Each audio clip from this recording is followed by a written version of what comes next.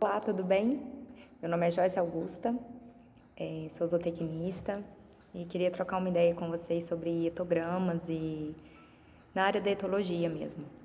Primeiramente, agradecer a oportunidade de estar aqui no canal, te pedir para se inscrever, para curtir, para compartilhar se vocês acharem um conteúdo bacana.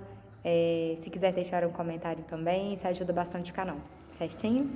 Hoje nós vamos estar comentando aqui um pouco sobre a etologia mesmo, sabe? Sobre a utilização de etogramas. Os etogramas, eles são ferramentas, né, muito necessárias para o estudo do comportamento dos animais. Então, eu posso dizer ferramenta mesmo, é uma ferramenta que você descreve os comportamentos e depois, através de uma análise visual, você observa se o animal está fazendo aquele comportamento ou não. Então aqui, né, só para lembrar a importância mesmo dos etólogos nos estudos, né, comentar com vocês que desde 1960 isso já é utilizado aqui no Brasil e o etólogo mais antigo, né, que a gente tem comprovação é Darwin, né? Ele comenta, né, que o comportamento dos homens, o comportamento dos animais, foi um dos primeiros estudiosos mesmo. Então, só para deixar claro. Lembrar que a etologia, ela faz parte é um ramo da biologia comportamental mesmo, tá certo? Então, é tanto humana quanto animal. Mas aqui a gente vai estar falando de produções, tá bom? De animais de produção. Um etograma, o que ele precisa ter, né? Como ele é um registro de observação, ele precisa ser sucinto, ele precisa ser técnico, ele precisa ser claro. Por quê? Para que outra pessoa consiga replicá-lo. Então, essa é a intenção de um etograma. Então, um etólogo, ele faz a pesquisa de uma forma super sucinta, tem que ser simples. A técnica tem que ser simples para ela conseguir ser replicada. Então, o que a gente faz? A gente pode pegar vários autores que já fizeram um determinado estudo, por exemplo, um comportamento de aves, né, de poedeiras. A gente pode pegar vários estudos, né, que já foram feitos de pessoas que realmente estavam estudando o comportamento. Quais os comportamentos que eles observaram? Por exemplo, eles não vão observar o comportamento de ciscar, porque galinhas são criadas em gaiolas ainda aqui no Brasil, né? Algumas galinhas. Esse sistema lá já está em transição, né? Porque os nossos consumidores estão cada dia mais exigentes e existe essa preocupação. Mas, por exemplo, em galinhas criadas em gaiolas, você não vai observar o comportamento de ciscar, mas você pode observar um comportamento de submissão, você pode observar o comportamento de tomar água, você pode observar comer a ração, o consumo de ração. E aí é importante, né, frisar aqui, por exemplo, que aves, elas podem apenas bicar o comedouro e não comer realmente. E aí seria interessante, é onde entra a possibilidade de usar um etograma acompanhado de outra análise, por exemplo, uma análise de consumo mesmo, ou onde o pesquisador ele vai estar pesando a ração antes de fornecer e depois no final para estar fazendo uma média. Então, assim, mostrando mesmo a importância, né? Outro comportamento, por exemplo, pode ser o comportamento de postura, o comportamento do animal ficar parado, que é quando ele não está fazendo nenhum outro comportamento.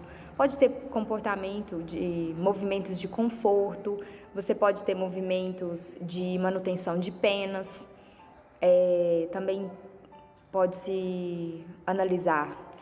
Se você quiser, por exemplo, analisar a temperatura, né, a influência da temperatura ou da ambiência da estrutura que aquelas aves estão colocadas, você pode observar se houve bico aberto para a troca de calor através da respiração, por exemplo. Se as aves estavam com as asas abertas para poder também aumentar a área de contato e assim poder estar trocando calor. Aí você pode estar observando isso para ver se as aves estão sofrendo algum desconforto térmico. E aí, comentando aqui com vocês, que não é só em avicultura, né? A gente também pode utilizar o etograma também na criação de coelhos, na criação de pacas, na criação de suínos, de bovinos, de equinos, em todos os animais dá para ser utilizado. E aí, por exemplo, a utilização de ninhos, né, na produção de cunicultura, né, na cunicultura. Ah, mas usa os ninhos apenas para reprodução, né? Tudo bem, mas como que as pessoas conseguiram identificar que era necessário a utilização de ninhos? Através de um estudo de comportamento. Quando você observa o comportamento do animal na natureza, você consegue replicar ou ajudar o animal a replicar esse comportamento dentro do cativeiro ou do sistema de produção. Então, por exemplo, a utilização de ninhos é porque os coelhos usam tocas na natureza. As pacas, por exemplo, elas também ficam em tocas, mas, diferentemente dos coelhos, elas não ficam nas tocas só para reprodução. Né? A utilização do ninho no sistema de produção, ela não é só para reprodução, ela é para segurança, o animal se sente mais seguro dentro de um caixote. Então, é colocado um caixote no sistema de produção de pacas. Outros animais que é interessante são os suínos, né? Então, o sistema de criação de creche, a maternidade também, mas aí no caso só dos leitão, que eu tô falando, né? Dos leitões, na creche, na recria, na cria, né? Na engorda, os animais são criados em baias coletivas. E aí, agora, já está sendo utilizado também no período de gestação. Utilizar baias coletivas no período de gestação. Isso é muito interessante. E foi descobrindo isso, né, que teve melhorias, né, alguns autores, eles mostram, através dos estudos, que os resultados são benéficos. O animal se sente mais confortável, o bem-estar é alcançado. Por quê? Porque na natureza as fêmeas ficam em grupos. Elas não vai gestar e sai do grupo. Não, elas ficam no grupo. Então, mostrando mesmo a importância do estudo. Deixa eu ver se tem mais algum. Tem algumas, com pets, por exemplo, né, com os cães, você pode estar observando o comportamento para analisar se o animal está doente, se o animal está se comportando normal. Alguns zootecnistas, também veterinários, né, eles trabalham com a parte não é doma, fugiu a palavra, de adestramento dos cães, por exemplo, e é através de comportamento, é através de você estar vendo a reação do animal. Então, a gente pode observar a importância dos etogramas, né? Então, eu queria propor aqui para a gente fazer um etograma. Pode ser de frangos de corte. Não repara o barulho, não. Só caiu ali. Em frangos de corte, por exemplo. A gente pode estar observando, né, colocando uma câmera. Isso é outra coisa importante, as ferramentas que são usadas. É interessante que a presença humana não esteja no ambiente. Porque a presença humana, ela muda o comportamento do animal, principalmente dos animais de produção. Então, no sistema que a gente vai avaliar frangos de corte. O que a gente vai avaliar? A gente vai avaliar, por exemplo, se os pintinhos estão sentindo frio, né? Então, eles são colocados em boxes, e a gente observa o comportamento na luz. Se eles estão debaixo das campânulas, é porque o ambiente está muito frio. Se eles estão mais longe das campânulas, é porque o ambiente já está muito quente. Então, é através desses comportamentos que a gente consegue fazer essas avaliações. Então, o que a gente poderia colocar? O tópico 1, se os animais estão comendo. O tópico 2, se eles estão bebendo água. O número 3, se eles estão interagindo entre eles, se há interação de dominância e também se tem vocalização, se os animais ficam parados. Então, aqui a gente já tem uns 6 tópicos, né? E aí a gente pode observar, por exemplo, se eles ficam de bico aberto, se as asinhas ficam abertas, se eles ficam debaixo da campânula ou fora da campânula. E aí a gente pode começar a observar isso, entendeu?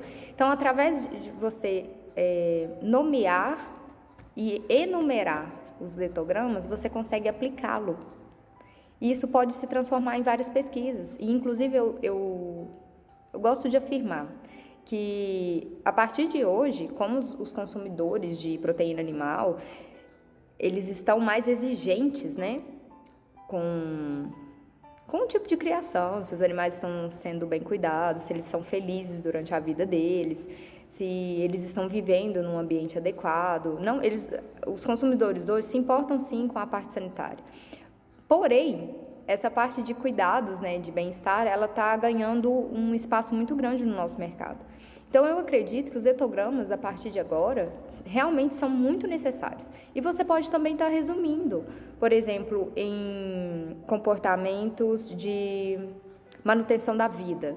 Os animais comeram, beberam e defecaram, por exemplo. Outro comportamento, as estereotipias, que são comportamentos repetitivos do animal, que não são comuns, né? E aí você pode, em vez de fazer 4, você pode estar fazendo um tópico para manutenção da vida, um tópico para movimentos de conforto, um tópico para movimentos de reprodução, um tópico para o movimento que você quer avaliar, que pode ser comportamento de estresse térmico. Então, realmente fica muito amplo e você consegue usar esses etogramas de uma forma mais sucinta, mais resumida e aplicar em outros trabalhos. Então, eu acho que hoje é muito útil, sim, o etograma utilizado em todas as áreas. Então, eu espero que vocês tenham gostado, é só uma opinião minha, eu trouxe alguns relatos aqui, né, alguns exemplos. Eu espero que isso possa ajudar e colaborar mesmo para novas pesquisas.